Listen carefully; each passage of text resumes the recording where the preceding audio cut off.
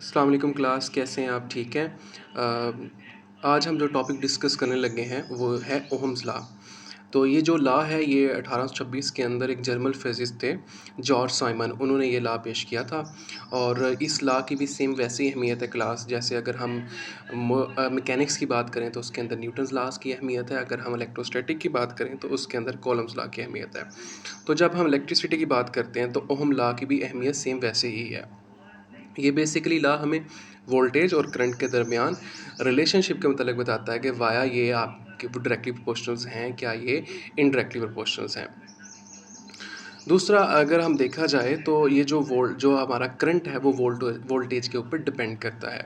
जैसे कि आप जानते हैं मेटल्स के अंदर या कंडक्टर्स के अंदर फ्री इलेक्ट्रॉन्स होते हैं, बट जब तक हम उनके साथ कोई बैटरी अटैच ना करें तो करंट उनमें से नहीं बहता। अब बेसिकली बैटरी क्या करती है? बैटरी पोटेंशियल डिफरेंस या वोल्टेज प्रोवाइड करती है कंडक्टर के दोनों एंड्स के दरमियान पोटेंशियल डिफरेंस का क्रिएट करके।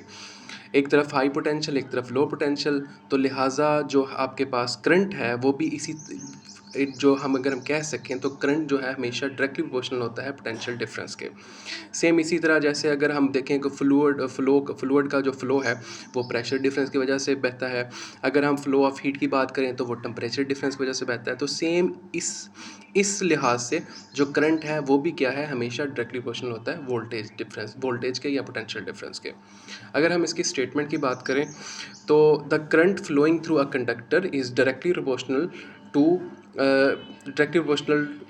The potential difference across its ends. कौन से एंड्स? कंडक्टर के ends. Until the physical state of conductor does not change.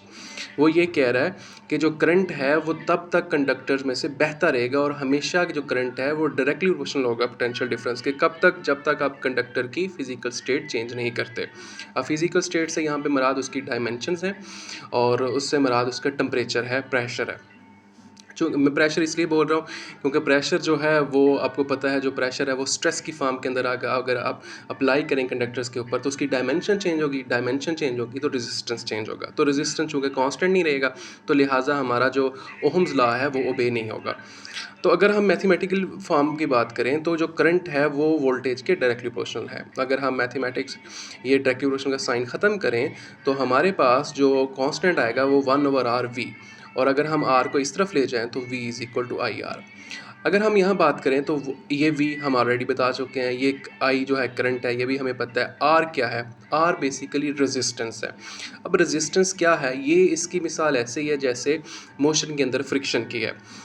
Opposition to the flow of charge through a conductor. Conductor में जो current बहता है उसको जो अपोज करती है, उसके फ्लो को जो रोकता है उसको कहते हैं रेजिस्टेंस।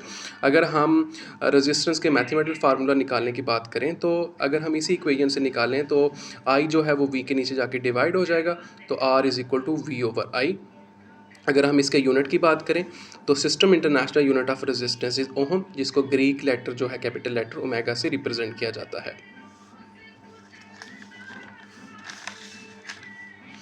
अगर हम ओहम के डेफिनेशन की बात करें तो वो ये कहता है when 1 ampere current passes through a conductor due to the potential difference of 1 volt across its ends the resistance is said to be 1 ohm. वो कहता है कि अगर किसी कंडक्टर के एंड्स के दरमियान पोटेंशियल डिफरेंस 1 वोल्ट का हो और उसमें करंट 1 एम्पेयर बह रहा हो तो उस वक्त हम कह सकते हैं उसकी रेजिस्टेंस कितनी है? 1 ओम है। अब रेजिस्टेंस किन फैक्टर्स के ऊपर डिपेंड करता है? तो क्लास याद रखिएगा, ये 3 फैक्टर्स के ऊपर डिपेंड करता है। सबसे पहले नेचर ऑफ कंडक्टर्स, कंडक्टर की नोयत कैसी, या नेचर ऑफ मटेरियल की है। आप जानते हैं, हम जानते हैं जो आपके पास प्लास्टिक है वो इंसुलेटर होता है, उसमें से करंट नहीं बहता। अब क्यों नहीं बहता? क्योंकि उसकी रेजिस्टेंस सबसे ज़्यादा होती है, और जबकि जो कंडक्टर्स होते हैं उनके दरमियान क्या है, रेजिस्टेंस कम होती है, तो लिहाजा उसमें से करंट बहता है। जैसे है गोल्ड है, जैसे सिल्वर है, जैसे कॉपर है, जैसे आपके पास आयरन है। फिजिकल स्टेट्स ऑफ कंडक्टर से मुराद है उसका टेम्परेचर और प्रेशर। डायमेंशन ऑफ कंडक्टर से मुराद या मटेरियल से मुराद उसकी लेंथ और एरिया ऑफ क्रॉस सेक्शन होता है। चूँकि रेजिस्टेंस जो है वो डायरेक्टली प्रोपोर्शनल टू लेंथ के होता है और inversely proportional to area of cross section के होता है, तो लिहाजा रेजिस्टेंस इन 3 फैक्टर्स के ऊपर डिपेंड करता है। तो मज़ीद इसकी एक्सप्लेनेशन जो नेक्स्ट टॉपिक होगा उसके अंदर आएगी कि क्या रेजिस्टेंस की डायमेंशंस के ऊपर क्या किस तरह वो इसके ऊपर डिपेंड्स करता है।